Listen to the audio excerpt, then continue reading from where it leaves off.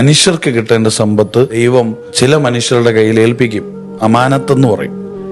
നമ്മളൊക്കെ കെയർ ടേക്കേഴ്സാണ്. പലപ്പോഴും ദാനം ഒരു ഔദാര്യമായിട്ട് കൊടുക്കും. ഇത് ഔദാര്യമല്ല, അവന്റെ അവകാശമാണ്. എടാ, ഇത് കാരുണ്യമല്ല, ഔദാര്യമൊന്നുമല്ല, അത് അവന്റെ അവകാശമാണ്.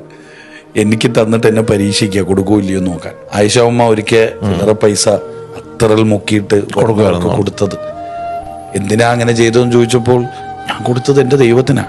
നിങ്ങളെ കണ്ടത് മുന്നിൽ നിന്ന കുറച്ച് മനുഷ്യരെയാ, ഞാൻ കൊടുത്തത് എൻ്റെ ദൈവത്തിന്. ആ ഒരു കാഴ്ചപ്പാട്, ഇത് എൻ്റെതല്ല എന്നൊരു കാഴ്ചപ്പാട്, ഉള്ളതെല്ലാം എൻ്റെതല്ല, എന്നിലൂടെ മറ്റുള്ളവരിലേക്ക് കൊടുക്കാനായി എന്നെ പരീക്ഷിക്കുകയാണെന്നൊരു ബോധം വന്നാൽ ചാരിറ്റി റെസ്പോൺസിബിലിറ്റി ആയി മാറും. അല്ലെങ്കിൽ ചാരിറ്റി ചിലര് കച്ചവടമാക്കും, ചാരിറ്റി ഫെയിമാവും, ചാരിറ്റി നമ്പേഴ്സ് ആക്കും. ചാരിറ്റി അങ്ങനെയൊന്നും ആക്കാൻ പറ്റില്ല.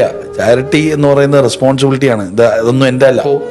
ഇബാദ്ബായിക്ക് അറിയാവുന്ന ജാമിൽ ഒപ്റ്റിക്കൽസിലെ അഷ്റഫ് സാഹിബ് ഈ റമദാനിൽ നടക്കുന്ന എൻറ്റയർ ബിസിനസിന്റെ കംപ്ലീറ്റ് ബിസിനസ് ടേൺ ഓവറും 3% എടുത്ത് പീസ് വാലിയിൽ കൊടുക്കാമെന്ന് നിയത്ത് വെച്ചേക്കാം. സൈറ്റ് ടു ലൈഫ് എന്ന് പറഞ്ഞൊരു ക്യാമ്പയിൻ നടത്തുക. ഞാനാ മക്കളെ ട്രെയിൻ ചെയ്തേ.